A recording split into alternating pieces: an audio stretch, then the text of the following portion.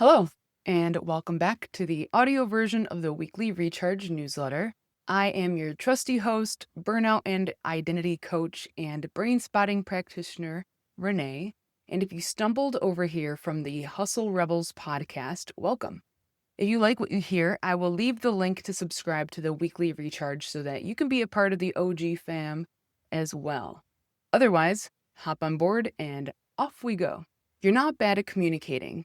You're just transmitting on the wrong frequency. Here are some of the things that we're going to cover this week.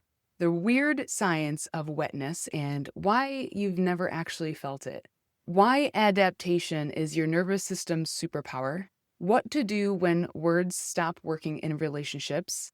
The other languages that your body already speaks, and a free workshop that might change how you communicate forever. So I've been a little obsessed with something this week and I can't stop thinking about it. So naturally, you guys are all coming with me. Here's something that I learned this week.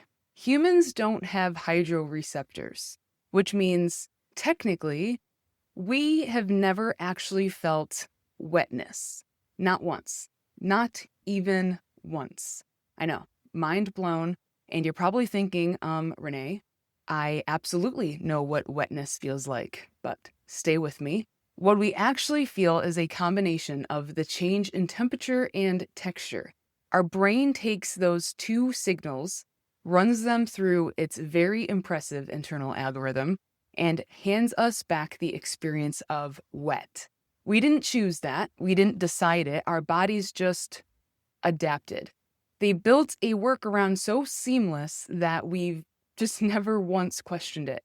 And here's your proof. Have you ever reached for a t-shirt that was hanging outside at dusk and thought to yourself, is this wet or is this cold? That pause, that confusion, that's the crack in the story. That's your body momentarily running out of enough data to fake it convincingly. So we don't know what wetness actually feels like. Our brain just knows the difference, and that has just always been enough. So my hairdresser and I have something in common. We are both basically blind without our glasses. And we accept that fate. I nearly ate the floor walking back from the shampoo bowl the other day because I had taken my glasses off for the cut. And we were laughing about it when she said something that brought me back to the wetness obsession. She was trying to describe to someone with perfect vision what it actually feels like to take your glasses off when your vision is actually terrible. It's not just that you can't see, but that everything becomes such a blur that you can't even distinguish color from the void. And she had said, I couldn't tell you what color your eyes were, she said, not because I can't see color, but because there's nothing distinct enough left to attach it to. And then she said, I don't even know how to explain it to someone who hasn't felt it. And honestly, that's what hit me. Because how often are we doing that? Trying to translate an experience across a gap that the other person simply just doesn't have the receptor for yet. Think about the last time a conversation with someone you love went sideways. You said what you meant, and you meant what you had said. But somehow it still just didn't land. What if the problem isn't that they weren't listening? What if they just don't have the receptor for the way that you're transmitting? Here's what I keep coming back to.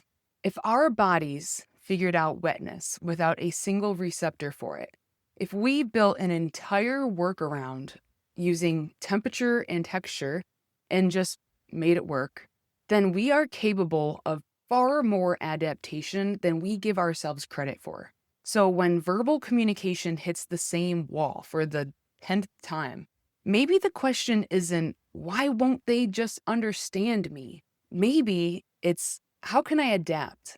What other language is available to me? What am I transmitting that I haven't named yet? Because here's what I do know. We are all emitting a frequency. Nikola Tesla figured that out in the late 1800s. And we're emitting it constantly without realizing it. It's not something that you read or hear or even see. It's something that you feel, a universal language that exists underneath all of the words that we keep reaching for.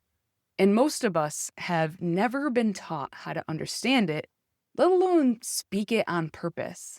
Some of you caught a glimpse of this last week when I mentioned the sheepdog framework. The idea that the energy in a room, in a relationship, in a dynamic can be shifted. Like a sheepdog moves a field, not by force, but by presence. And I've been sitting with that framework for this last week, shaping it, finding its edges, and it finally has a name now. Energetic intelligence, the Relational Rewire. And I'm going to be hosting a free workshop to introduce the upcoming beta cohort to you properly, to teach you energetic intelligence as a language, what it is, how to start recognizing it, and how to use it to stop repeating yourself and speaking louder and arguing in circles and feeling like you're throwing yourself against a brick wall while the other person just shuts down. Because that pattern is not a you problem. It's a frequency problem. And it's fixable. If you want to be one of the first to know when the workshop drops, grab a spot on my calendar and let's talk. I love to connect before I open the doors. I've put a link in the calendar in the description so that you can book a chat with me. This week's nervous system regulation practice is going to be notice before you speak, the frequency check-in. Before your next difficult conversation, I want you to pause and ask, what am I actually feeling right now? Not thinking, feeling. And then I want you to notice what's in your body. Is there tightness, warmth, distance, pull, whatever is there without editing it? And then ask yourself, is this something that I can put words to, or is it something I'm going to have to transmit in a different way? Let that question sit. You don't have to solve it. Just get curious about that gap between what you feel and what you know how to say. We are adaptive creatures. We always have been. And sometimes the most powerful thing we can do is just stop insisting on the one language that isn't working and start paying attention to the ones that already are. And then this week on the Hustle Rebels podcast, in case you missed this week's episode, I got pretty personal. And this one is a solo episode about the beliefs driving your burnout that you never actually chose, and why changing your habits, your schedule, even your job title won't touch them. I even share a story that I've never told publicly and break down why behavior change keeps failing without identity work underneath it. If something in your life keeps feeling stuck no matter what you do, I recommend that you start here. And then up next on Hustle Rebels, I'm going to be sitting down with Kai Brown, a young entrepreneur who grew up with parents that never passed their limiting beliefs onto him about culture, money, or expectations. He has built his own life and work around helping others dismantle their own limiting beliefs. He's grounded, he's sharp, and to be honest, this conversation definitely shifted something within me, and I think it'll definitely do the same thing for you. So check out those links in the description in the show notes so you could be able to go back and watch some previous episodes.